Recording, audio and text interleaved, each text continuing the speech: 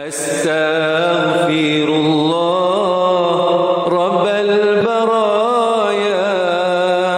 أستغفر الله من الخطايا أستغفر الله رب البرايا أستغفر الله من الخطايا أستغفر الله رب البرايا أستغفر الله من الخطايا أستغفر الله العظيم الذي لا إله إلا هو الحي القيوم وأتوب إليه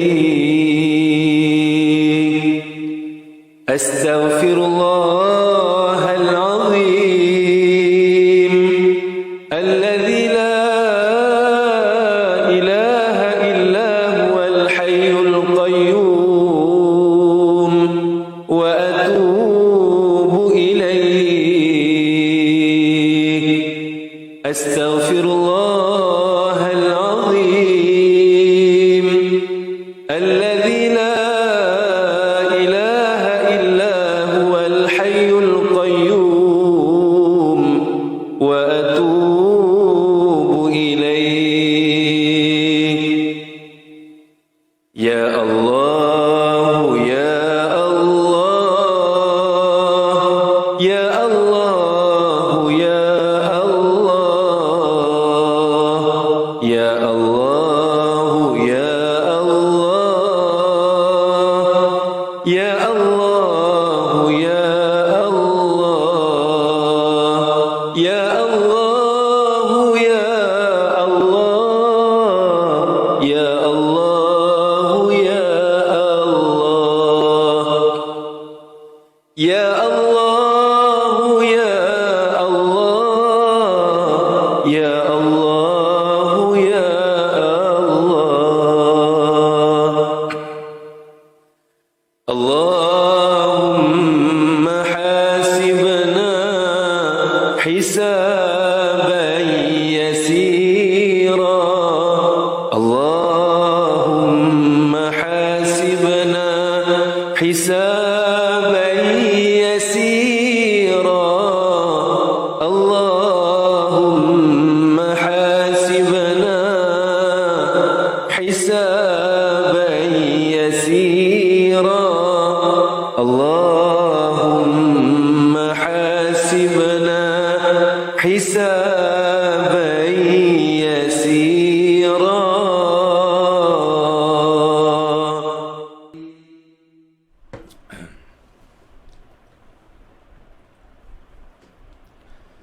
أستغفر الله العظيم الذي لا إله إلا هو الحي القيوم وأتوب إليك أستغفر الله العظيم الذي لا إله إلا هو الحي القيوم وأتوب إليك أستغفر الله العظيم الذي لا إله إلا هو الحي القيوم وأتوب إليك بسم الله الرحمن الرحيم الحمد لله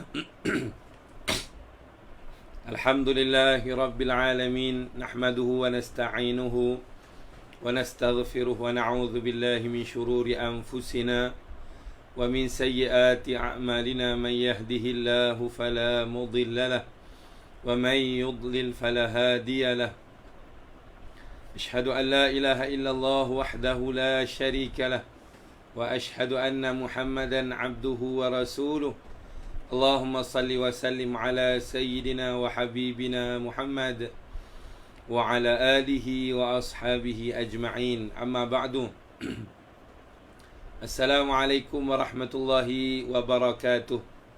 Ibu-ibu, ayah-ayah, abang dan kakak, adik-adik, anak-anak muslimin dan muslimat yang dimuliakan oleh Allah, alhamdulillah. Marilah sama-sama kita pada pagi ini sekali lagi dan selama-lamanya merafakkan rasa syukur, rasa terima kasih kita setinggi-tingginya, sedalam-dalamnya kepada Allah, Zat yang Maha Agung, Zat yang Maha Baik, yang telah memberi kepada kita begitu banyak nikmat, tidak terhitung jumlah nikmat yang Allah telah berikan kepada kita. Mudah-mudahan ibu-ibu, ayah-ayah, di mana juga tuan-tuan berada, abang akak, adik-adik, anak-anak muslimin dan muslimat yang dimuliakan oleh Allah, semuanya mendapat keredaan daripada Allah Subhanahu Wa Taala dan diberikan keselamatan daripada Allah Subhanahu Wa Taala dunia dan akhirat, insya-Allah. Amin, Allahumma amin.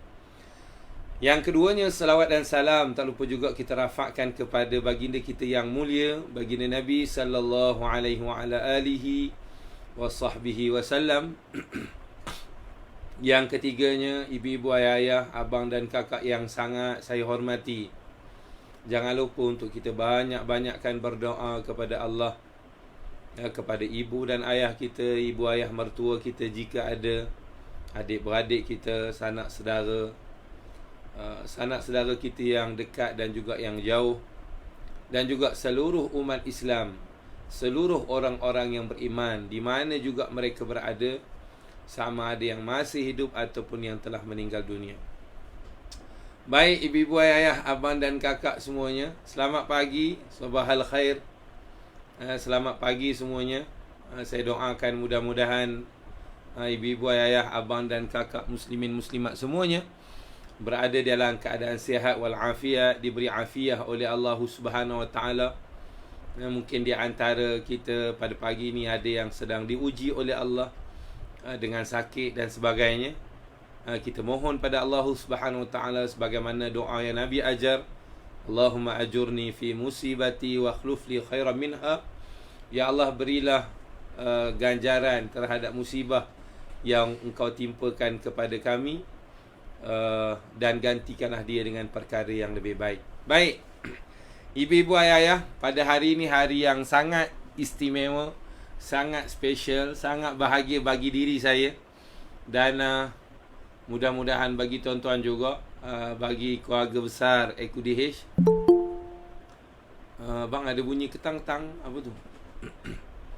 Baik ibu-ibu, ayah-ayah semuanya, kalau boleh share seramai yang mungkin. Kalau boleh share seramai yang mungkin. Alhamdulillah kita telah kehadiran Tuan Guru kita.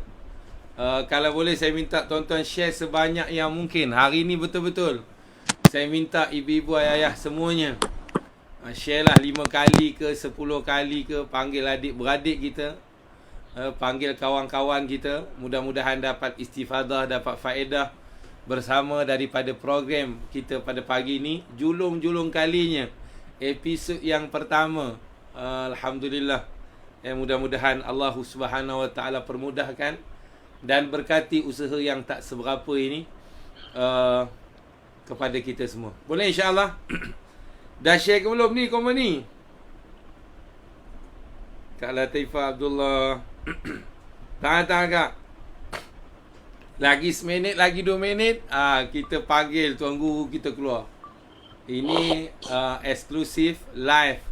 Mungkin ada yang biasa tengok YouTube saja dengan Piu Faiz. Hari ini alhamdulillah dapat live bersama dengan kita, bersama dengan AQDH. Ini satu benda yang sangat sangat berharga lah bagi diri saya secara individu, secara peribadi. Boleh insya-Allah. Dah share ke belum? Udah Ustaz katanya. Habis JB semuanya, siapa jugalah yang memberi salam. Saya di sini mengucapkan waalaikumsalam warahmatullahi barakallahu fikum. Mudah-mudahan Allah SWT berkati kita pada pagi ini. Boleh insya-Allah. Tuan-tuan cepat-cepat sikit share. Jangan sampai kita lepas soalan kita yang pertama. soalan kita yang pertama ataupun jawapan kita yang pertama. Boleh lagi share, biar sampai tak tentu arah kita. Dah share Zat, Kak Naimah, Syahidah, Syah, Kak Senakoya. Boleh insyaAllah. Sebelum saya jemput Tuan Guru kita Piu Faiz, marilah sama-sama kita buka majlis kita pada pagi yang penuh dengan keberkatan ini dengan Ummul Quran, Ummul Kitab, Kalamullah. Al-Fatihah. A'udzu billahi minasy syaithanir rajim. Bismillahirrahmanirrahim. Alhamdulillahi rabbil alamin. Ar-Rahmanir Rahim. Maliki yaumiddin. Iyyaka na'budu wa iyyaka nasta'in. Ihdinas siratal mustaqim. صراط الذين أنعمت عليهم غير المغضوب عليهم ولا الضالين.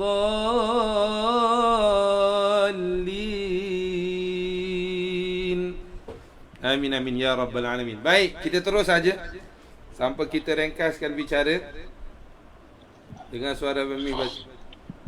Okey, alhamdulillah. Tak dengar suara dah. Okey, boleh. Baru dengar suara. Tak dengar suara. Alhamdulillah, alhamdulillah. Boleh dah ke ni? Alhamdulillah, comel. Allah. Gambar tak ada, Dik? Gambar tak buka lagi Gambar tak buka lagi tu. Tak apa. Pelan-pelan. Kalau dah sedia nanti boleh buka. Baik, tuan-tuan semua. Inilah Piu Faiz, Tuan Guru kita, Ustaz Faiz. Sebelum saya terus kepada soalan saya, kalau boleh hari ini nak banyak-banyakkan soalan. Banyak-banyakkan soalan. Tetapi untuk maklumat tuan-tuan, sebelum kita mulakan majlis kita ini, Tuan Guru ataupun Piu Faiz pada pagi ini kurang sihat. Semalam dikhabarkan demam, sesama dan sebagainya. Tetapi berusaha juga untuk menghadiri kita punya kelas ataupun kita punya program. Syukur sangat-sangat pada Allah Subhanahu wa ta'ala. Dan saya secara peribadi mewakili Akudes ucapkan terima kasih banyak-banyak atas usahanya dan sebagainya. Tak agak siapa juga yang baru masuk. Boleh insya-Allah. Alhamdulillah. Adik boleh buka gambar adik, dia nak tengok. Kejap. Boleh pelan-pelan insya-Allah. Pelan-pelan Tuan-tuan, sebelum tu semuanya sekali, kalau boleh kongsikan seramai yang mungkin. Ajak adik-beradik, ajak suami, ajak pasangan, anak menantu semua, kawan-kawan kita untuk bersama-sama dalam majlis kita pada pagi ini. Mudah-mudahan barakah. Ya alhamdulillah ya Allah. Nampak semua jadi Allah. Alhamdulillah. Sihat abang ni? Alhamdulillah sihat. Allah, lama tak jumpa. Sah. Okey. Boleh. Ramai yang bagi salam dekat komen ni kepada Piu Faiz. Ramai yang bagi salam. Salam Piu Faiz. Waalaikumsalam. Waalaikumsalam. Ada live di Facebook ke? Sah. Ada live dekat Facebook dan juga di YouTube. Oh gitu. Ada tengah live ni. Tengah live. Yang berada kita tapi tak ramai lah. Dia ni tak ramai lah macam adik punya live. Tak ramai lah. Allah. Dalam 200 lebih. Oi, ramai tu. Okey, Ami memang saja je rendah diri. Okey. Boleh insya-Allah. Nanti kita cerita panjang lebar tengah-tengah soalan. Kita akan mungkin ada nak tahu Piu Faiz dekat mana sekarang. Asalnya mana. Tapi kalau cakap kan boleh tahu dah. Orang mana dah tahu dah, orang Kedah ke orang mana ke. Okey. Boleh, sedia kita. Akak-akak, abang-abang semua dah sedia. InsyaAllah banyak ilmu yang kita akan dapat pada pagi ini. Tujuan saya hasrat dibuat kelas Akudes ini, soal jawab ni, tujuannya pertama, yang mana mungkin dalam diri kita ataupun ahli keluarga mungkin tak tahu salah satu sebab daripada rukun-rukun agama kita, iaitu berkaitan dengan syariat kita khususnya, mungkin bahagian tauhid dan sebagainya. Yang mana tak tahu dapat tahu, alhamdulillah. Yang mana separuh tahu akan ditambah dengan pengetahuan yang baru, dan juga yang mana yang dah tahu tetapi mungkin confident level dalam melakukan satu-satu ibadah itu, kita nak dapatkan keyakinan itu saat melakukan satu-satu ibadah. Baik, kita terus Dek. Boleh Dek? Boleh insya-Allah ya? InsyaAllah, insyaAllah. Baik. Sebelum tu saya secara peribadi kalau ada soalan cara saya bercakap dengan Faiz ni, Piu Faiz ni, ustaz kita, Tok Guru. Kalau tuan-tuan, ala Ustaz Suhaimi ni kurang adab lah sebagai contoh. Ini tuan guru tu. Tuan-tuan dari peribadi, Piu Faiz ni saya dah anggap macam adik. Macam kami program dekat Piu dah macam adik. Dari segi umurnya. Tapi dari segi ilmunya dia lebih tua daripada saya dan cukup hebat. Sebab Allah, tu kadang-kadang kalau rasa bahasa macam adik-beradik kawan-kawan tu, itu adalah kemesraan sahaja, bukan su'ul adab. Saya bagi tahu Piu Faiz dan juga akak-akak yang lain juga. Baik, kita terus saja soalan yang pertama. Soalan pertama yang saya sendiri secara peribadi. Nanti akak-akak abang-abang, kalau ada yang nak tanya soalan atau apa juga, boleh tulis dekat komen. Mana tahu kebetulan terbaca, terpilih soalan tuan-tuan. Alhamdulillah. Baik, soalan yang pertama. Ya. Dek, dulu apa tu, solat isyraq. Solat isyraq. Kan solat isyraq apa? Solat isyraq lah. Solat isyraq dah. Ya ke? Semayang apa tu panggil? Semayang solat sunat isyraq lah kan? Dulu orang tua-tua kita selalu buat juga. Dulu selalu juga buat lah. Tapi dalam keadaan terbaru ni, ada yang kata solat isyraq tak ada lah, semayang duha je ada lah dan sebagainya. Dia membuatkan kadang-kadang ada hati tu yang confident tak confident, yang buat pun dalam keadaan bersalah. Kalau dia ada tulis, adakah solat isyraq ini ataupun dan masanya bila, berapa minit je ke? Sila Dek. Baik. Bismillahirrahmanirrahim. Alhamdulillahirabbil alamin, wassalatu wassalamu ala sayyidina Muhammadin wa ala alihi wa sahbihi ajma'in. Subhanaka la ilma lana illa ma 'allamtana innaka antal alimul hakim. Wala haula wala quwwata illa billahil aliyyil azim. Rabbi shrah li sadri wa yassir li amri wahlul 'uqdatam min lisani yafqahu qawli, saddid lisani wahdi qalbi bihaqqi jaddina sayyidina Rasulillah sallallahu alaihi wa ala alihi wa sahbihi wa sallam. Rabbi yassir wa la tu'assir wa tammim bil khair ya karim, amma ba'd. Jadi terima kasih pertama-tamanya kepada kekanda hamba Al-Fadil Ustaz Suhaimi, atau lebih dikenali dengan Piu Suhaimi, dan hambanya dengan secara mesranya panggil Abang Ming lah. Abang Ming kita. Terima kasih banyak-banyak kerana sudi jemput hamba Al-Fakir yang tak layak sebenarnya untuk jadi tukar jawab soalan. Cuma boleh hak mana kita boleh jawab, insya-Allah kita cuba jawab, dan yang mana kita tak boleh jawab, insya-Allah kita serahkan kepada yang lebih berpengetahuan lagi lah. Likulli fawqa kulli dhi ilmin alimun. Tiap-tiap orang yang mempunyai ilmu tu, di atasnya ada lebih lagi orang yang maha mengetahui. Itu firman Allah Subhanahu Wa Taala. Jadi kembali kepada soalan yang ditanya oleh Abang Mi tadi, ada ke tidak solat isyraq? Ya, memang ada. Solat sunat isyraq dan solat sunat duha ni ialah antara semaya-semaya sunat yang dianjurkan oleh Nabi kita Muhammad sallallahu alaihi wasallam. Dan dikenalkan juga orang panggil sebagai solat awabin. Solat-solat bagi orang-orang yang bertaubat. Sebagaimana sabda Nabi sallallahu alaihi wasallam, salatul awabila hina tarmidul fisal. Sembahyang awabin tu ialah sembahyang yang dikerjakan ketika mana pasir, yakni tanah padang pasir tu menjadi panas kerana teriknya matahari. Jadi apakah beza di antara sembahyang duha dengan sembahyang isyraq? Bezanya sedikit sangat aja. Sembahyang sunat isyraq ni dikerjakan di awal waktu duha, gitu. Setelah naik matahari sekadar terlepas daripada makruh terlepas daripada makruh haram. Kira-kiranya anggaran ketinggian matahari itu segala ataupun 1.5 meter. Ya, setombok. Nah. Dan dia tu dikerjakan dengan sebanyak 2 rakaat saja. Tak boleh 4 ia tidak lebih daripada 2. Ia tidak lebih daripada 2. Adapun semaya duha, semaya duha ni boleh dikerjakan 2 rakaat paling sikit, atau 4 rakaat, atau 6 rakaat, atau 8 rakaat hingga ke 12 rakaat. Maksimumnya 12 rakaat. Alhamdulillah.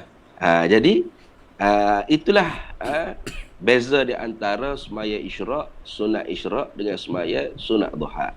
Jadi kalau kata tak ada ke berapa tu, barangkalinya dia barangkalinya khilaf lah, dia duk pergi ke mazhab lain lah. Kalau kita hak duk mengaji cara ke mazhab kita Syafi'i kita ni, memang ada lah semaya sunat isyraq dengan semaya sunat duha. Nah, itu.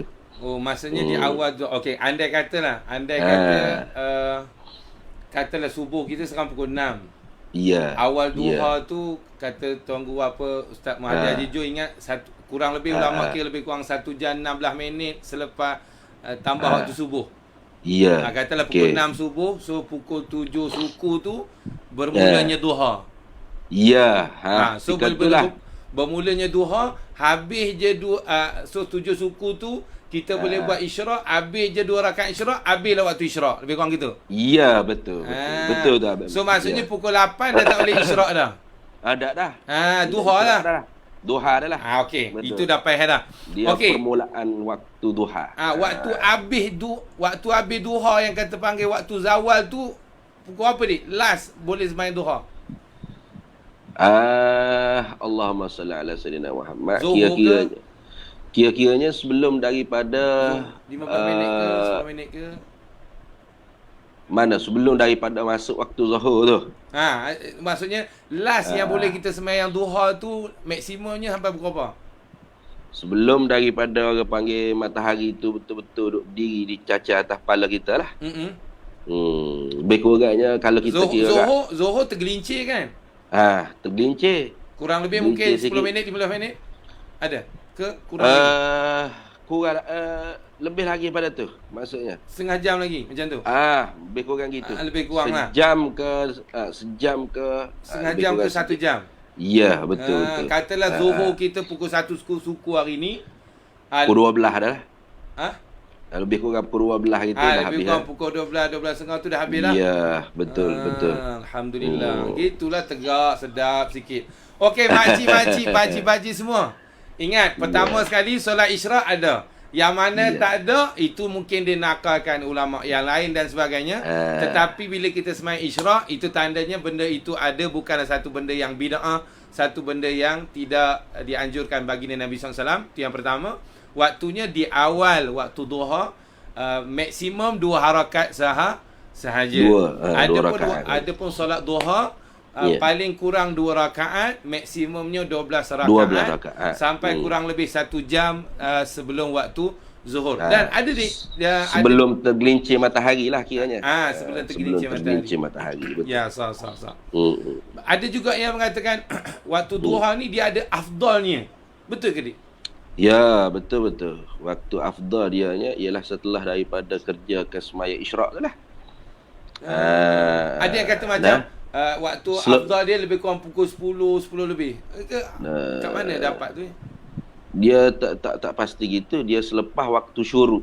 Ya pastinya bermula orang panggil waktu duha. Dan afdalnya waktu duha tu dikerjakan setelah mana selesai waktu syuruk tadi. Selesai daripada waktu kita semaya isyraq tadi, itu sudah masuk afdal dah, kita dah semaya waktu duha dah. Alhamdulillah. Terima kasih. Baik, soalan pertama. Ibu ayah okey? Saya nak tengok komen dulu kalau ada soalan-soalan. Dapat tak? Jelas tak dia punya jawapan? Benda ni yang saya tak nak benda terbuku tu. Kadang-kadang ada sikit-sikit syok. Sikit-sikit was-was itu yang kita nak hilangkan. InsyaAllah. Boleh ibu ayah setakat ni okey faham? Peher ke tak peher ni? Ustaz sunat fajar bila? Ustaz, sunat fajar bila ada tanya? Sunat fajar tu apa, dik? Sunat fajar tu duha tu dah lah. Duha dah. Sebenarnya sunat fajar tu duha tu. Selalu kalau kata nama lain atau nama lain bagi sunat fajar, duha dah. Ataupun maksud dengan sunat fajar tu ialah sembahyang sunat sebelum subuh. Barangkali. Sebab fajar tu salah satu daripada nama bagi sembahyang subuh. Salatul fajr. Salatul fajr. Tak tahu apa yang dia jadi niatkan ke mana ya. Kalau sembahyang sunat fajar tu maksudnya ialah sembahyang sunat subuh, maka hak sebelum subuh ialah ada ya. Lepas subuh tak ada lah. Ya. Okey. Ada yang tanya Azmain Khan, apa pandangan Ustaz tentang kunut nazilah dilakukan tiap-tiap kali solat fardu sejak COVID ini? Kunut COVID ni boleh ke kunut nazilah dia setiap waktu? Kalau itu arahan daripada Majlis Agama Islam. Maka termasuk daripada sunat jugalah. Kenapa? Kerana hukmul hakim yarfa'ul khilaf. Keputusan daripada pemerintah itu mengangkat segala khilaf-khilaf pendapat yang lain. Jadi apabila pemerintah sendiri yang memerintah atau menyuruh membaca kunut nazilah di setiap 5 waktu, sembahyang 5 waktu, maka ketika itunya jadi orang panggil kewajipan lah di atas jemaah atau imamnya mengikut akan arahan daripada ulil amri kita. Ya, itu. Kalau tak ada arahan ni, kalau tak ada arahan, macam tu dia nak buat sendiri surau dia dan sebagainya, boleh ke kunut zilah tu COVID ini termasuklah? Kalau kita katakan COVID ni ialah sebagai wabak, maka dia termasuk juga daripada perkara-perkara yang disunatkan kita tu kunut nazilah. Dia termasuk juga daripada perkara-perkara yang disunatkan kita tu kunut nazilah. Selain dah. Terima kasih. Baik, ada Kak Zakia Ghazali. Dia ada sikit lanjutan. Solat sunat isyraq tadi ada orang cakap hanya orang yang beriktikaf di masjid saja. Kalau kat rumah kau tak boleh kot. Contohnya. Tak dah. Tak, dia afdal mengerjakan solat isyraq tadi. Maksud afdalnya solat isyraq tu dikerjakan di masjid. Okey. Bukan syarat lah dah. Bukan syarat di masjid. Afdalnya dikerjakan di masjid. Allah, lapangnya dah ada koma weh dengar. Okey. Gitu ya kakak yang mana saya jawab. Saya tengok soalan-soalan. Jelas Ustaz, jelas. Faham Ustaz. Alhamdulillah. Syukur pada Allah. Saya selalu qada solat kat Kartini, tapi selalunya tertinggal solat sunat fardu. Macam mana? Saya selalu qada solat, tapi selalunya tertinggal solat sunat fardu. Macam mana Ustaz? Mana yang patut diutamakan? Jadi dia ada qada solat, lepas tu solat sunat yang kita kata yang apa? Yang utama dan sebagainya dia nak buat. Kalau dari segi untuk pilih lah, ini untuk pilih. Pilih afdal mestilah hutang. Maksudnya qada solat ke atau solat sunat? Atau solat sunat. Baik, kalau afdal ialah dia qadakan sembahyang. Kerana hak wajib tu tak boleh dah nak ditandingi dengan mana-mana amalan yang sunat. Betul. Jadi kalau dia kerjakan dia tinggal sembahyang qada tadi tu dengan tidak sengaja, maka boleh dia tunaikan qada serta dia sembahyang sunat bersama-sama, boleh. Maksudnya di samping dia qada, dia pun nak sembahyang sunat juga pun tidak mengapa. Itu kalau kita kata sembahyang qada yang dia tinggal dengan tidak sengaja lah. Dengan tidak sengaja, seperti tertidur ke ataupun tidak mengetahui tentang darah dia, adakah masa dia tinggal tu benar-benar haid, kemudian nyata kata istihadah, maka bila istihadah kena qada lah sembahyang. Jadi itu pun termasuk daripada dia sembahyang fardu yang dia tinggal dengan tidak sengaja. Maka di samping tu dia boleh mengerjakan sembahyang-sembahyang sunat. Tapi kalau sembahyang yang dia tinggalkan dengan sengaja, maka selagi mana tidak ditunaikan, tidak diqadakkan, orang panggil sembahyang yang wajib dia tinggal dengan sengaja tu, maka tidak boleh dia nak mengerjakan yang sunat. Maka qada sembahyang ni di sisi mazhab kita Syafi'i. Jangan kira yang qila wakila, jangan kira yang dhaif tu janganlah. Nah, kira yang muktamad dalam mazhab kita Syafi'i, memang sembahyang yang ditinggal tu wajib diqada. Kalau Nabi SAW sabda, man nama aw nasiya salatuh falyusalliha idza dzakaraha. Barang siapa yang tertidur atau terlupa, maka wajib dia qada sembahyangnya apabila dia ingat atau dia terjaga. Maka ulama memahami dengan secara qiyasun aulawiyah. Kalau tertidur dengan terlupa sahaja wajib qada, mimba bil aula. Lebih-lebih lagi lah orang yang tinggal sembahyang dengan sengaja. Jadi itulah jawapannya. Kalau sembahyang yang kita tinggal dengan dengan tidak sengaja, maka boleh kita kerjakan bersama-sama dengan sembahyang sunat. Aulanya kita qada, kemudian di samping itu kita pun buat juga sunat, tak ada masalah. Tapi kalau sengaja buat qada dulu utama. Wajib kena qadakan dulu. Alhamdulillah, terima kasih. Banyak ni saya soalan. Kalau solat sunat duha 4 rakaat boleh tak dibuat dengan satu salam? Ni saya boleh jawab. Boleh. Sembahyang sunat 4 rakaat satu salam boleh tak? Tak ada masalah. Boleh tak? Lepas tu nak ada tahiyat, tak ada tahiyat pun boleh tak? Iya, tak ada masalah apa tu. Cuma ada juga ulama mengatakan ada tahiyat lebih afdal. Lepas tu kalau 2 rakaat lebih afdal. Pasal apa lebih afdal? Sebab dia lebih banyak rukunnya. Betul ya? Lebih banyak perbuatan, lebih banyak pahala dipanggil. Kaleng-kaleng. Okey. Ma aksaru fi'lan aksaru sawaban. Alhamdulillah. Okey, amalan yang banyak perbuatan, banyaklah pahala. Alhamdulillah, syukur. Ustaz, apa kata mengenai kiblat? Ustaz, apa hukumnya Kak Rohani Ramli? Ustaz, apa hukumnya solat menghadap kiblat yang bersebelahan dinding tandas? Tak ada tempat lain ke pun? Kalau boleh ubah-ubah. Macam mana? Ustaz, apa hukumnya solat menghadap kiblat? Okey. Yang bersebelahan dinding tandas. Maksudnya dekat dengan tandas. Gut, semayang dekat tandas. Tapi bukan dalam tandas. Mungkin tepi tandas dan sebagainya. Ataupun dinding dia tu sebagai dinding bagi bilik air ke depan gitu kok. Ke macam mana? Mungkin dia kiblat dia nak menuju ke kiblat, tapi elok je dinding belakang dinding tu tanda. Mungkin tak ada masalah. Tak ada masalah dah. Tidak ada apa-apa masalah sebab kita bukan sembahyang dalam tandas. Betul. Ya tak boleh je kita sembahyang dalam tandas. Dia najis tu syarat. Jadi apabila sudah ada apabila ada dinding, maka itu tandanya sudah ada sutrah, ada pemisah di antara kita dengan tempat yang orang panggil yang tidak suci, tidak bersih seumpama tandas tadi. Tak ada masalah. Betul. Yang penting tempat kita nak sujud, tempat kita nak duduk di antara dua sujud, nak tahiyat atau tasyahud tu jangan ada sesuatu najis yang tidak dimaafkan. Itu saja. Betul.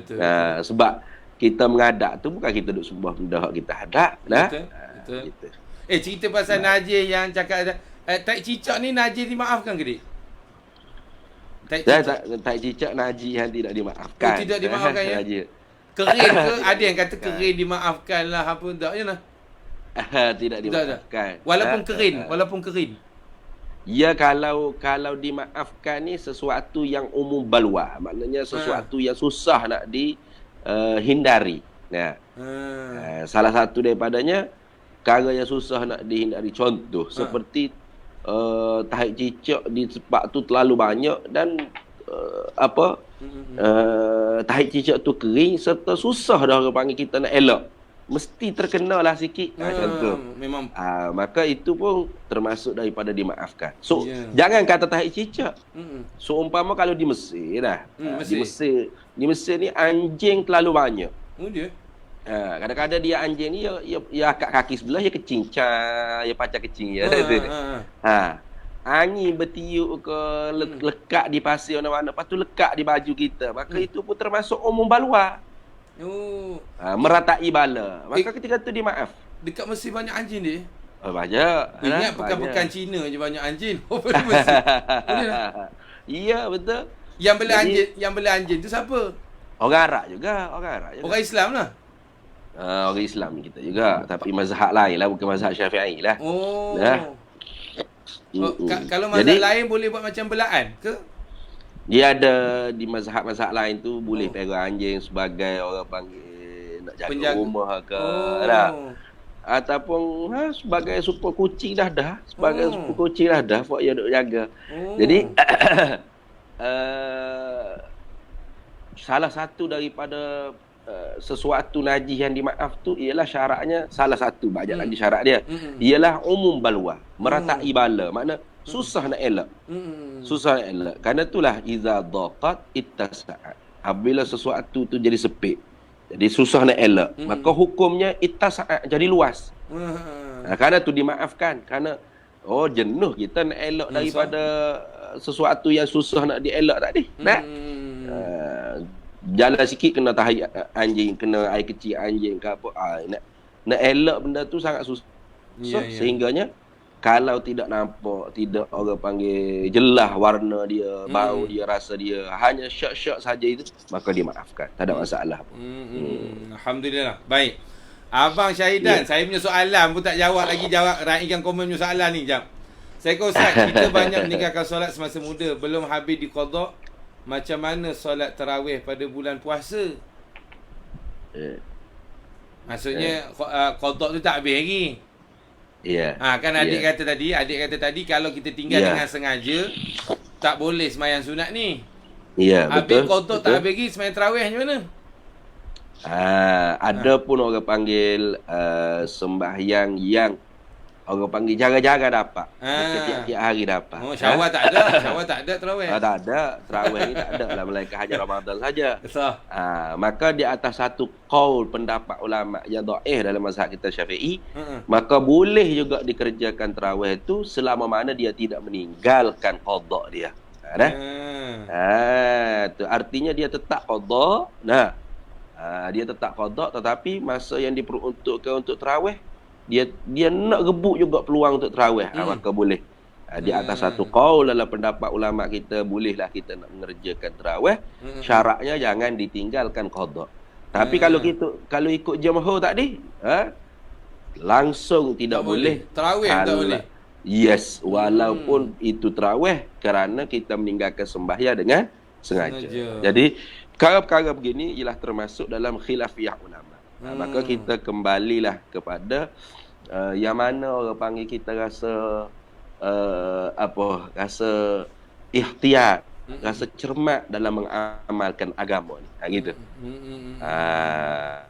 Alhamdulillah. Okey, banyak. Karena kalau kita nak sebut khilaf, terlalu banyaklah khilaf kalau kita nak sebut. Betul. Dalam mazhab kita Syafi'i sendiri ada namanya Sultan Izzuddin Abdissalam. Syekh Izzuddin Abdissalam ni sultanul ulama. Beliau berpegang dengan tidak wajib qada sembahyang yang ditinggal dengan sengaja. Mazhab Syafi'i kita. Mazhab Syafi'i kita. Mazhab Syafi'i, tapi qaul yang sangat dhaif. Sangat-sangat dhaif. Tidak diiktimad, tidak dipegang. Jadi kalau saya anjurkan begitulah. Kesian juga kadang-kadang. Takkan nak qada langsung tak dapat orang bagi sembahyang tarawih. Jadi kita ambillah qaul yang mengatakan boleh juga nak tarawih, tetapi dengan syaratnya jangan kita tinggal qada. Jangan kita tinggal qada. Mudah-mudahan Abang Syahidan dapat jawapannya. Alhamdulillah. Baik, soalan daripada Abang Jijan.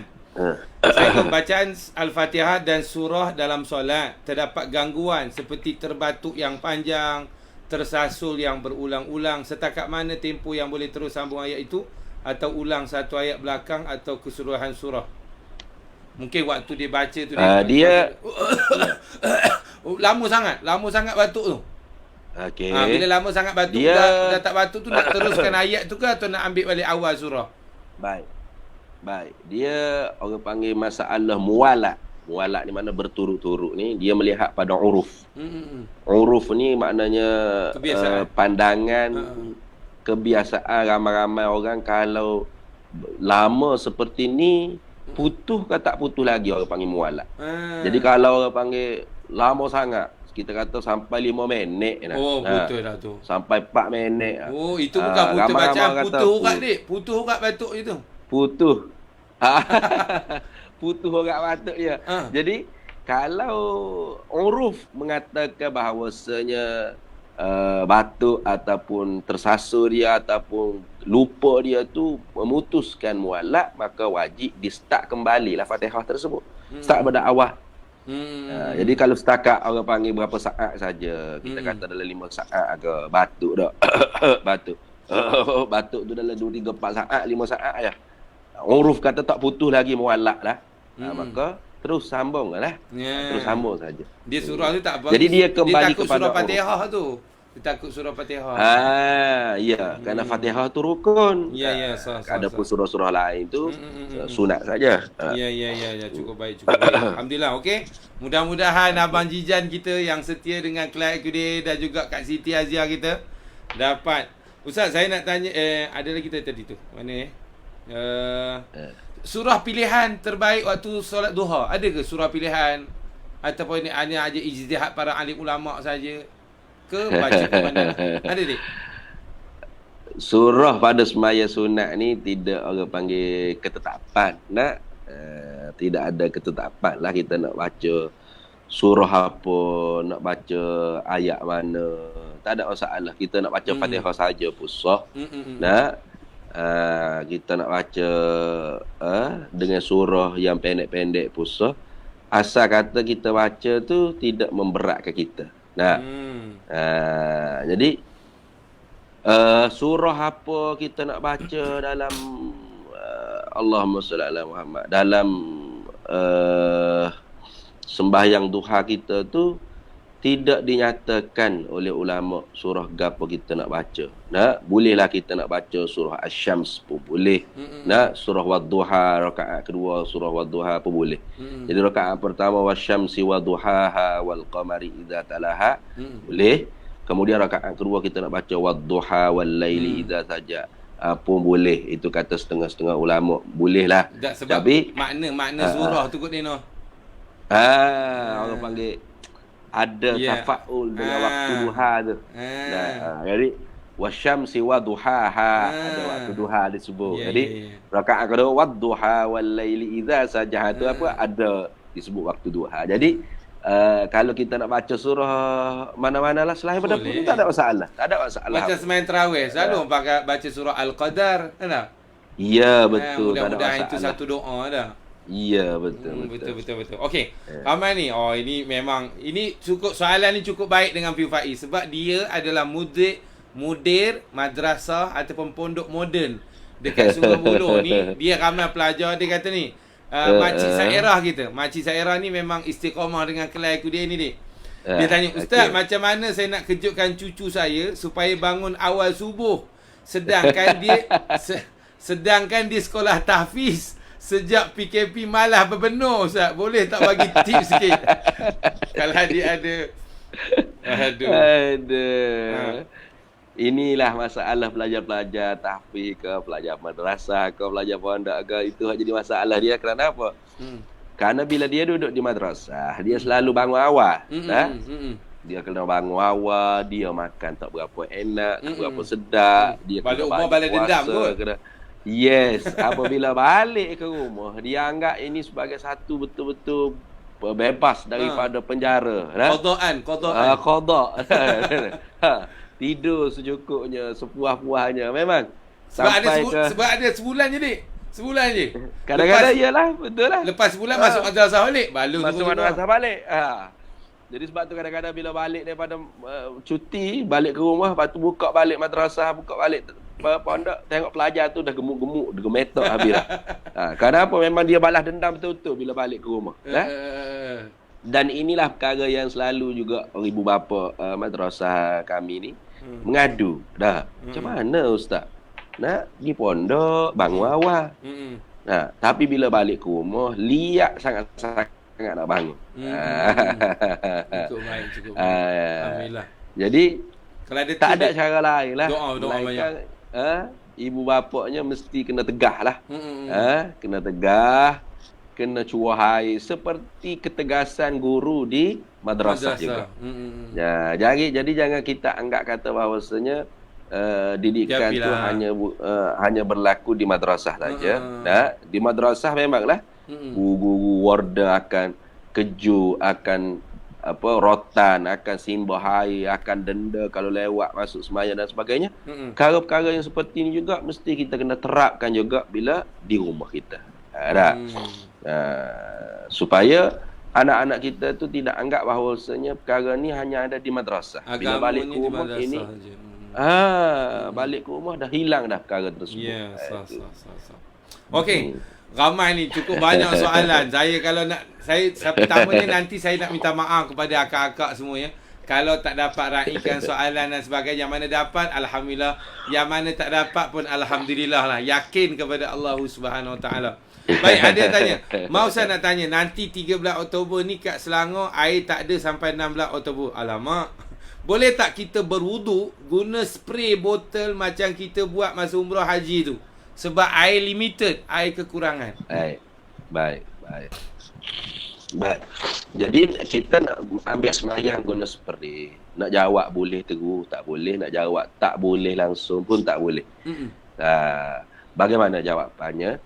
Kalau kita nak ambil air sembahyang dengan guna spray, apabila kita nak basuh pada anggota wuduk yang wajib dibasuh, mesti syaratnya kena air itu mengalir. Kerana dia termasuk daripada basuh, bukan sapu. Melainkan kepala itu tak payah mengalir pun tak apa. Jadi bagaimana caranya? Contoh ni spray lah kan. Spray. Jangan kita spray terus kita gonyah-gonyah, kita jangan. Maknanya kita spray dulu. Spray sampai itu mengalir, bergerak dah mengalir. Barulah kita boleh gosokkan. Kerana dia termasuk daripada membasuh. Gitu juga di tangan kita spray dulu. Spray sampai itu bergerak mengalir dah. Barulah kita ambil, kita gosok ratakan. Jadi sebelum kita nak merata tu, kita pastikan dulu air yang kita spray di atas anggota wuduk yang wajib kita kena basuh tu mengalir. Jadi kalau kita buat begitu, insya-Allah sahlah wuduk kita. Alhamdulillah. Jadi kalau kita spray terus kita pun gosok. Tak sah. Dia tak mengalir, tak sah begitu. Dia lah. Kerana dia tak mengalir. Yalah sebab dia mesti mengalir. Benda ni pun jarang berlaku dia tak. Yes, betul. Jadi kena kembali kepada ayat Quran lah. Apa Allah Taala kata, ya ayyuhallazina amanu idza qumtum ila shalah faghsilu wujuhakum wa aydiyakum ilal marafiq wamsahu. Tak apa, tak mengalir. Adapun wamsah, sapu, itu tak syarat mengalir, syarat bersentuh saja. Jadi kalau di kepala kita spray sekali je, kena air pada rambut yang berada dalam hak kepala. Itu tak payah kita nak gosok pun tak mengapa. Yang penting air itu terkena kepada kepala kita atau rambut dalam hak kepala. Adapun tempat yang farsil, irtisal, maknanya inrisal, maknanya mana basuh dengan makna inrisal, makna terbasuh. Itu mesti syaratnya mengalir. Jadi sebelum daripada kita nak gosok tu, kita spray tu bagi air tu nampak seperti mengalir, barulah kita tu gosok. Kerana itu namanya membasuh.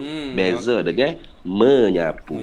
Alhamdulillah. Okey, sebelum saya lanjut soalan, tuan-tuan, ibu-ibu, ayah semua, yang mana baru masuk, ahlan wa sahlan sekali lagi. Jangan lupa share, jangan lupa kongsikan. Mudah-mudahan kalau sahabat-sahabat kita tengok ulangan pun tak apa dah.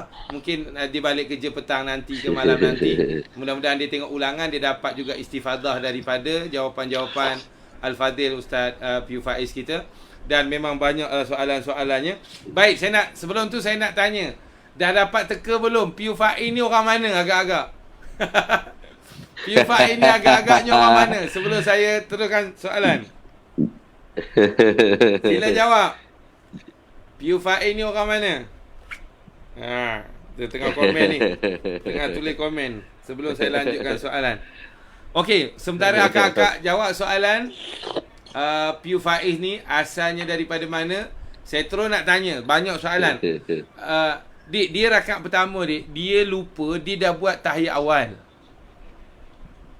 Rakaat pertama, mentara duduk tu dia dah buat tahiyat awal. Dia buat tahiyat awal, dia ingatkan dia rakaat kedua tu. Elok je dia bangun-bangun, dah berdiri dah waktu qiyam.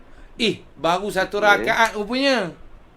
Kan? Okey. Sekarang masalahnya, dia nak buat macam mana? Adakah dia perlu batal solat, dia buat solat yang baru, ataupun satu rakaat tadi yang dia terbuat tahiyat awal tu dia dah kira dia kira itu rakaat pertama, rakaat kedua nanti dia buat tahiyat yang lain. Betul?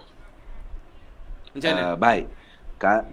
Kalau begitu, dia tak perlu membatalkan sembahyang dia. Sembahyang dia tetap sah kerana tadi dia mengerjakan perkara sunat arba'ah bukan pada tempatnya. Bukan 3 jadi rukun apabila dia mengerjakan sunat arba'ah pada bukan tempat dia, tidak pada tempat dia, maka itu termasuk daripada beberapa perkara sebab-sebab bagi sunat sujud sahwi.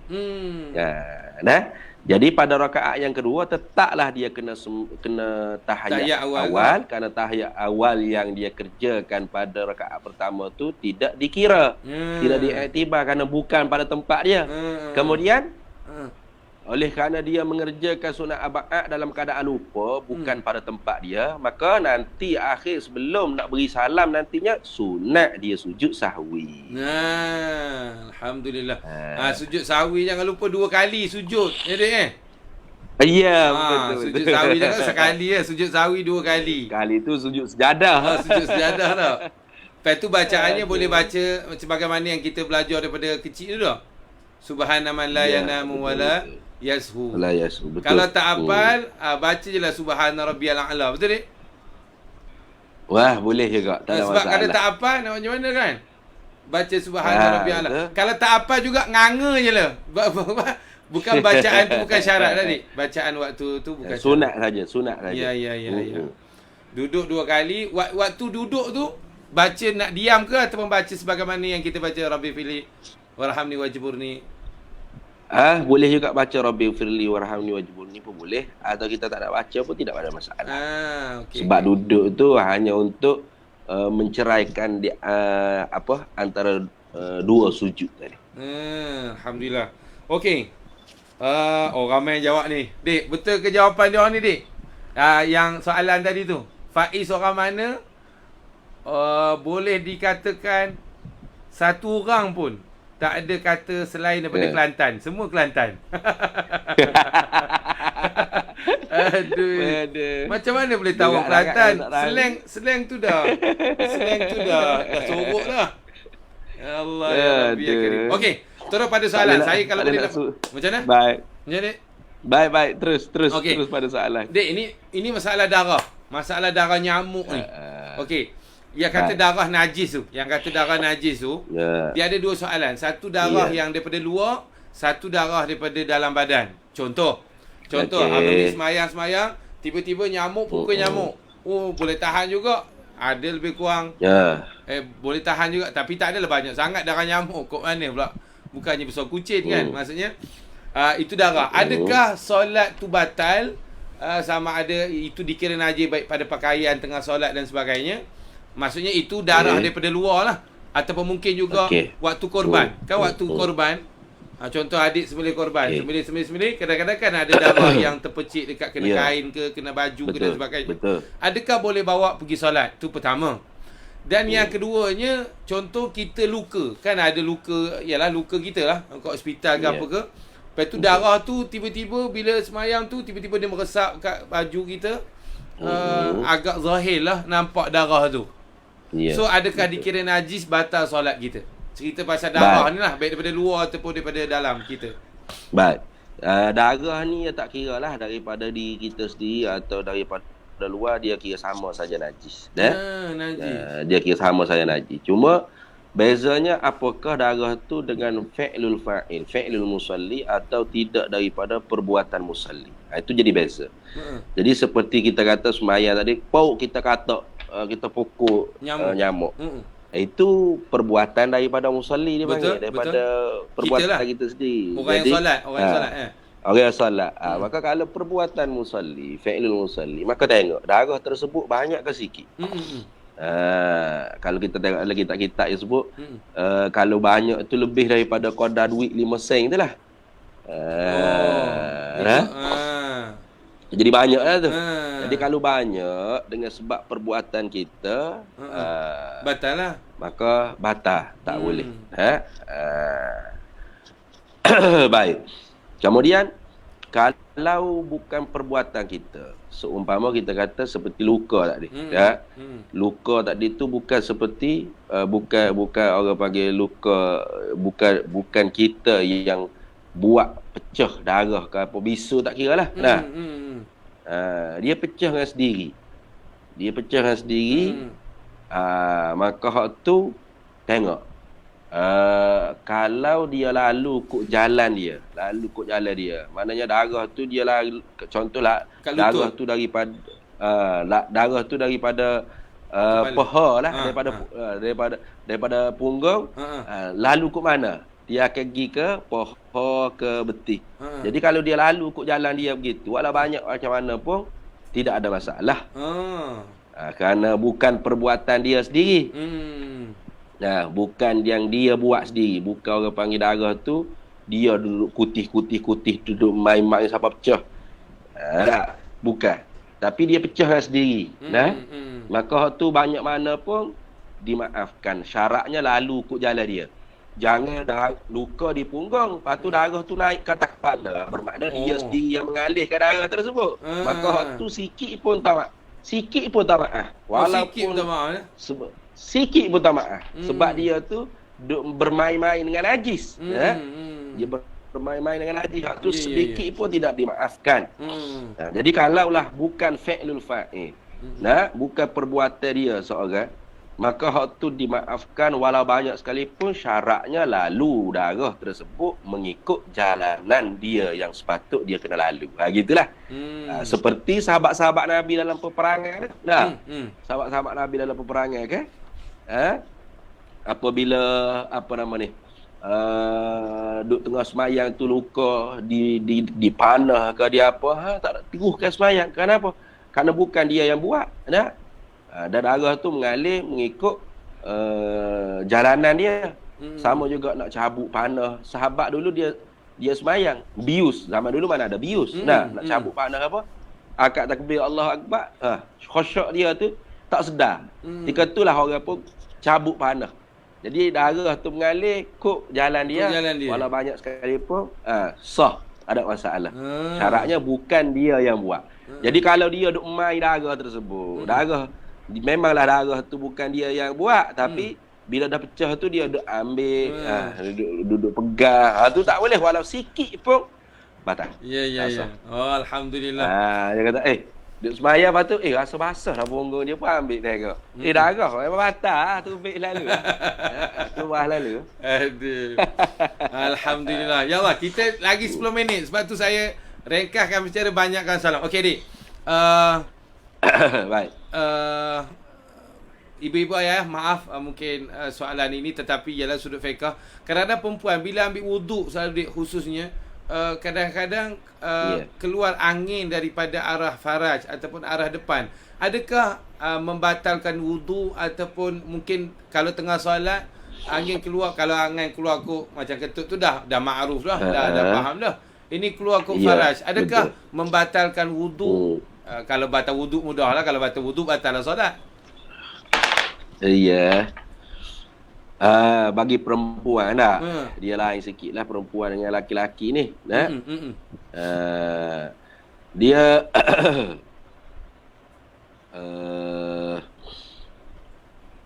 Allahumma salli ala Sayyidina Muhammad. Ada berlaku orang panggil perselisihan khilaf juga di kalangan ulama tentang apakah hukumnya perempuan yang keluar angin daripada pihak kubul dia, faraj dia. Yang biasanya ialah pihak dubur.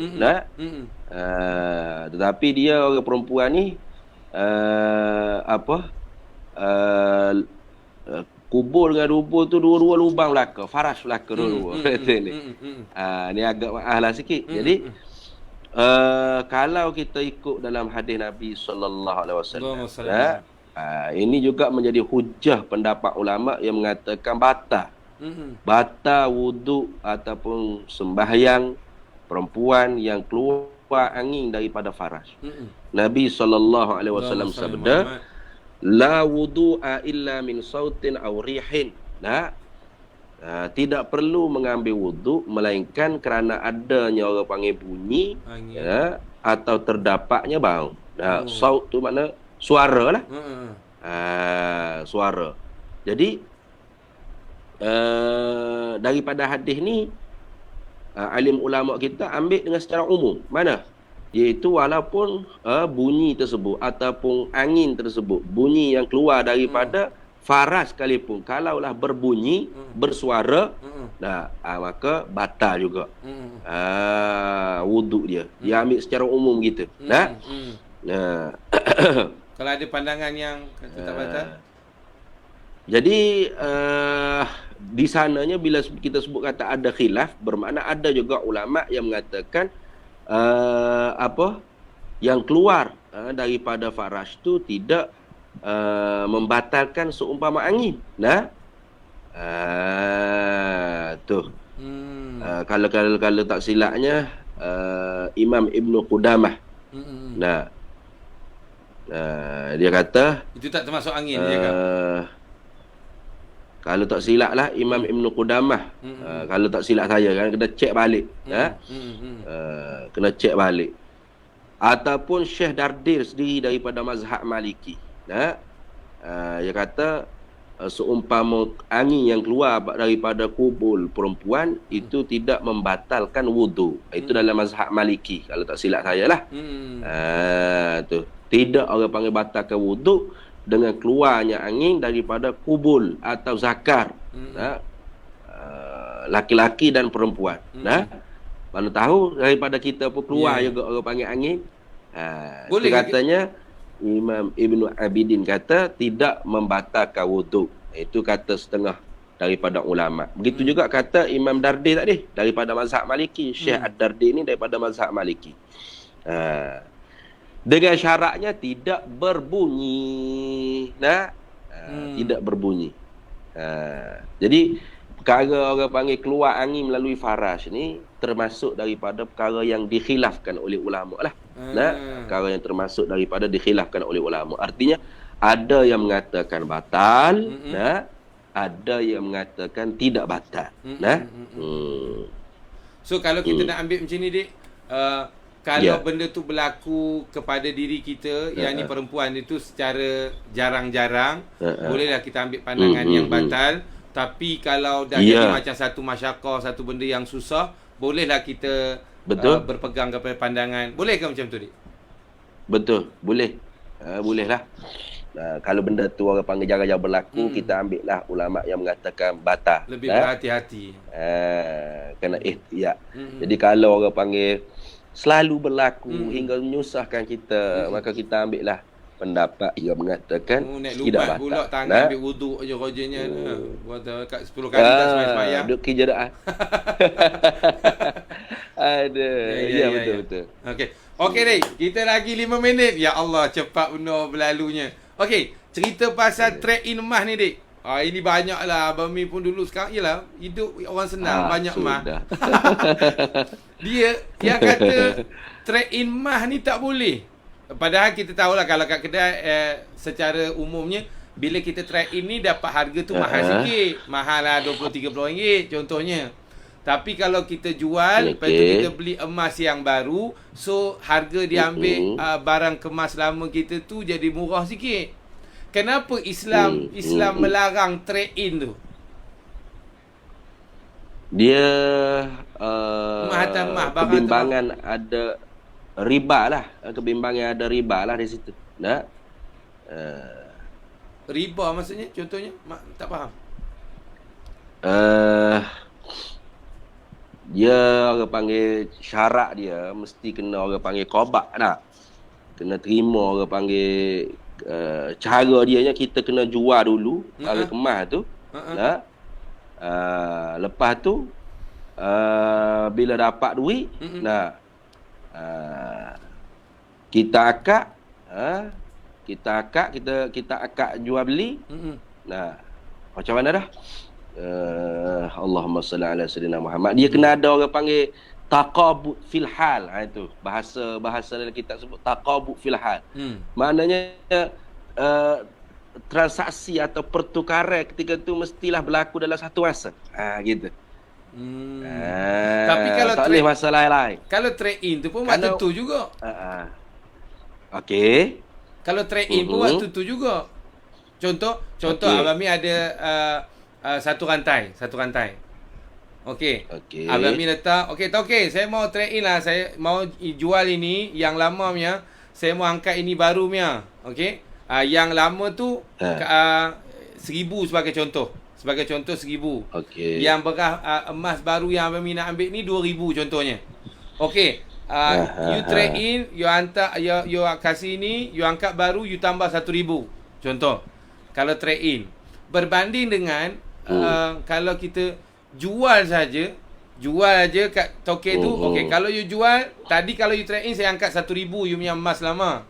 Tapi kalau you jual saja saya angkat 900 saja. So, ambil 900, kita pergi ambil duit tu, kita pergi kedai lain ataupun beli dekat kedai dia juga emas.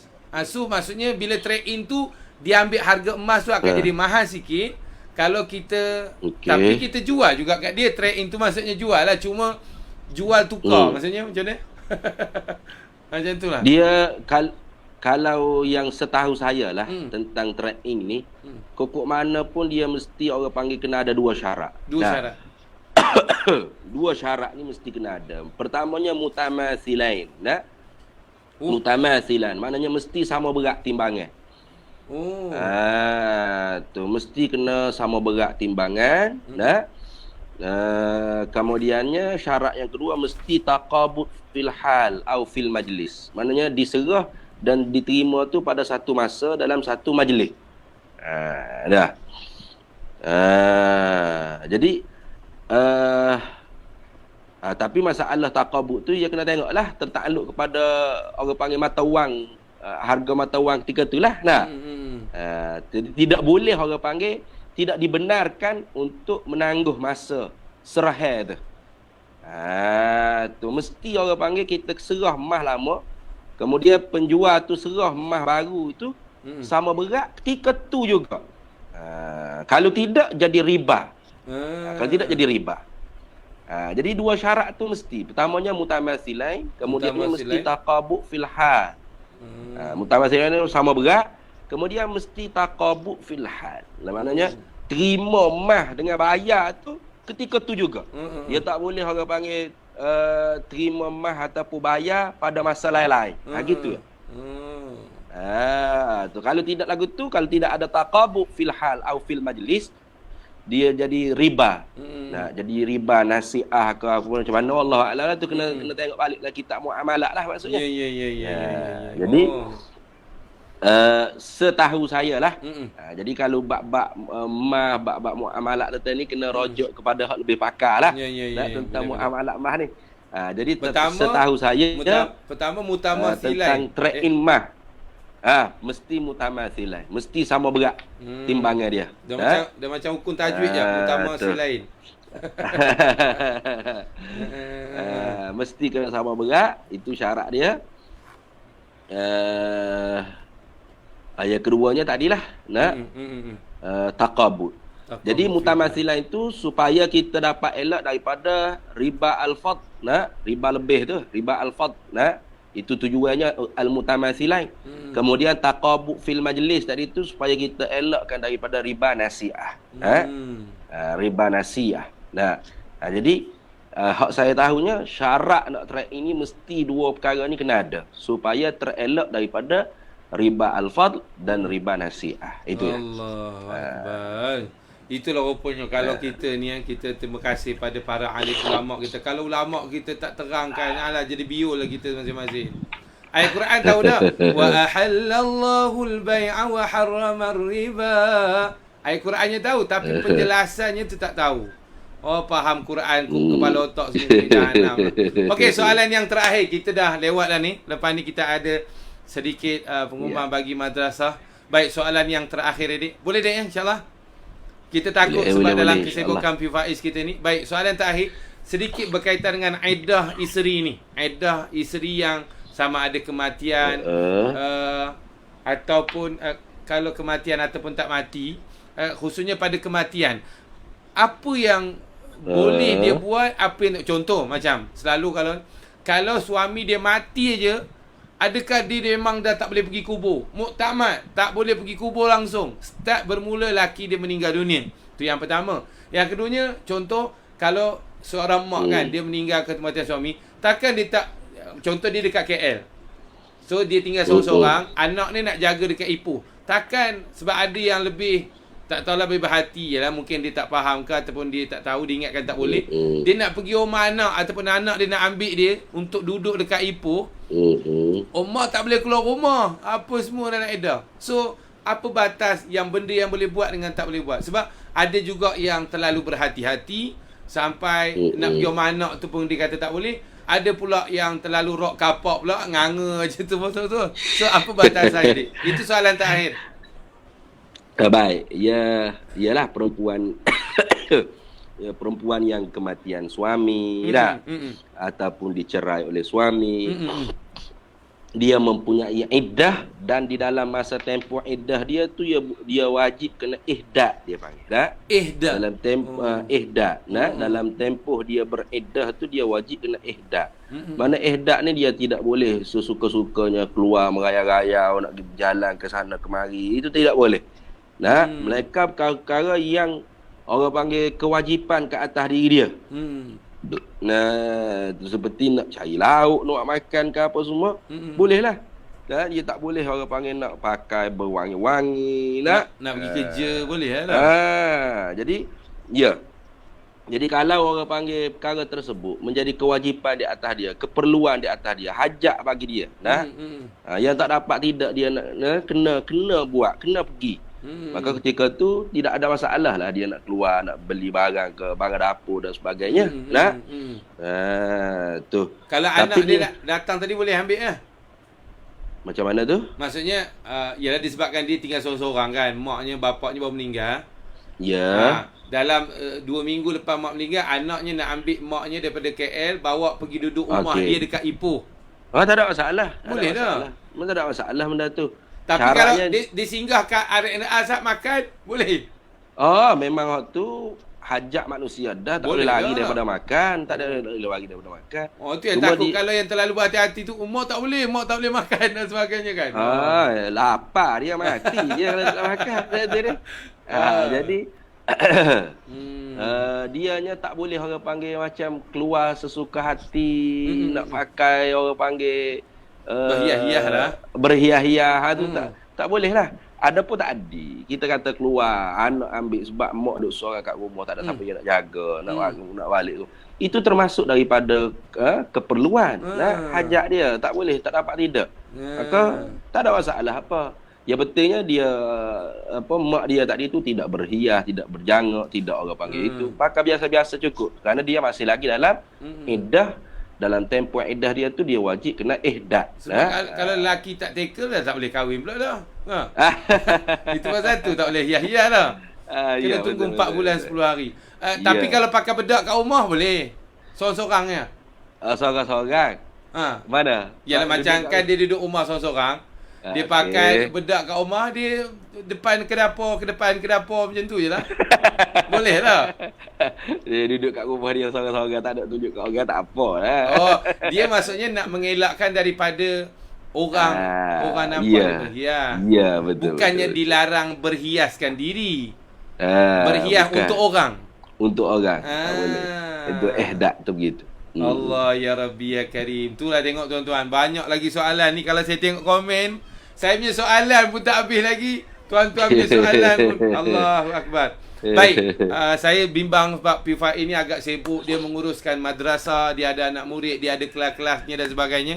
Sebab tu saya takut untuk mengambil masa yang lebih. Kalau nak ikut memang banyak. Kalau nak layan soalan memang tak henti-henti. Tapi saya rasa sekarang itu cuma pertamanya sekali saya nak ucapkan terima kasih banyak-banyak, jutaan terima kasih daripada saya sendiri secara peribadi, Ekudir, dan saya yakin semuanya yang menonton pada pagi ni. Kita sama-sama mengucapkan terima kasih pada Al-Fadil Ustaz Piyu Faiz, Hafizahullah Ta'ala. Mudah-mudahan Allah SWT terus panjangkan umur, diberikan kesihatan, diberikan afiat terhadap umur dan ilmunya. Mudah-mudahan barakah untuk kita. Itu yang pertama. Yang kedua, saya nak ucapkan minta maaf sangat-sangat kepada akak-akak abang-abang yang saya tak dapat raikan soalan. Bukan saya tak raikan. Kalau akak tengok, kita cuba buat seringkas dan sepadat yang boleh. Tapi ini je masa yang dapat kita raikan soalan. Saya ucapkan, mungkin minggu depan, mungkin 2 minggu lagi, InsyaAllah saya akan cuba dapatkan PU Faiz. Tapi Allah Ta'ala agak sibuk. Ini pun agak rezeki kita di kelas Ekudih ni. Nanti saya akan cuba dapatkan lagi InsyaAllah. Okey, sebelum saya nak tamat ataupun sebelum PU Faiz nak berundur, sebelum kita letakkan nombor akaun ini ataupun madrasah punya, saya nak tanya dulu soalan kepada ibu-ibu ayah. Macam mana pagi ni? Terbaik ke? Sangat terbaik ke? Sangat bermanfaat ke? Daripada perkongsian kelas Ekudih dan juga Al-Fadil Ustaz kita, adakah sedikit sebanyak terjawab soalan ataupun mungkin ada benda yang terpendam di dalam hati, sama ada yang bertanya soalan ataupun soalan yang kawan-kawan kita tanya atau yang saya tanya sesuai ataupun saya pun memang nak tanya Ustaz. Saya pun memang nak tanya pasal duha tadi. Saya pun ada tak ada? Okey ke tak okey? Sekejap, 1 minit Alhamdulillah, terima kasih banyak pada Fiu Zami dan Fiu Faiz. Alhamdulillah, terima kasih Ustaz. Kami dari Singapura juga ikuti Kak Melati Kasih. Ramai juga daripada Singapura Ustaz. Singapura pun ada juga ni. Ramai. Bukan ada je ramai. Kak Zawiyah ada, Kak Mi. Itu yang saya kenal. Yang Abang Mi kenal. Yang Ami tak kenal lagi ramai. Alhamdulillah, terima kasih Ustaz Fiu Zami, terima kasih. Innalillah, alhamdulillah, terima kasih. Terima kasih Fiu Faiz, terbaik Ustaz. Sangat-sangat bermanfaat. Terima kasih Ustaz Fiu. Amin. Alhamdulillah. Ramai thumbs up. Apa panggil thumbs up? Betul ke thumbs up? Tak erti kan. Cakap orang putih tak erti. Baby baca kat mana tu? Handphone. Waktu live lah. Waktu komen live. Kat Facebook ke? Facebook Baby? Facebook Baby lah. PU Syami Official. Facebook pun dah berpuluh-puluh Facebook. Itulah banyak lah kat Facebook Baby. Alah, kau kan tahu Baby. Orang apa? Password pun orang buatkan. Password pun orang ingatkan. Udah lupa, udah tak boleh buka Facebook. Aduh. PU Suhaimi Official. PU Syami. PU Suhaimi nama kampung. Ini duduk KL. PU Syami lah. Syami. Tak dah. Aduh. Selawat-selawat tuan-tuan Aduh. Ini jangan. Syami ni? PU Syami. Okey. PU Syami. SHEMI. PU Syami Official. Itu page. Baru je buka. Baru 8 bulan ke 9 bulan ke macam tu lah. Ramai. Betul ramai lah. Okey, sebelum kita tutup majlis, saya ingin alu-alukan ibu-ibu ayah semua. PU Faiz ni, macam kita semua tahu, dekat je dengan saya Sungai Buloh ni. Dia adalah mudir madrasah yang hebatnya. Ada 4-5 tahun dia, Dik? 4-5 tahun ada? 2016. Semula 2016. 2016. Kurang lebih lah 5-6 tahun. Bayangkan tuan-tuan, ibu-ibu ayah, anak-anak yang belajar dekat pondok moden PU Faiz dekat Sungai Buloh ini, satu sen pun mereka tidak keluarkan bayaran. Baik untuk yuran belajar mereka, baik untuk yuran makanan minum dan mereka. Sebab tu ibu-ibu ayah kebetulan, abang, siapa-siapa jugalah, baik Ekudih juga insya-Allah, bagi ibu-ibu ayah yang mungkin nak menyumbang untuk madrasah, dekat situ ada. Tuan-tuan boleh snap, tuan-tuan boleh screenshot dan sebagainya. Tambung pembangunan Raudah Sufiyah, Sunniyah Salafiyah. Itu nama pondok. Betul tak Ya, Pondok Rumi Sufi Jawi. Tuan badannya ada sekali ni. Tuan badannya pun ada. Maybank ada kat situ, ada nombor akaun kat situ. Yang mana mungkin nak sama-sama membantu anak-anak kita. Sebagai contoh, mungkin satu masa nanti jadi macam PU Faiz, seorang alim yang dapat menjawab soalan-soalan ataupun mungkin kita tahu akan akhir zaman akan datang lagi susah.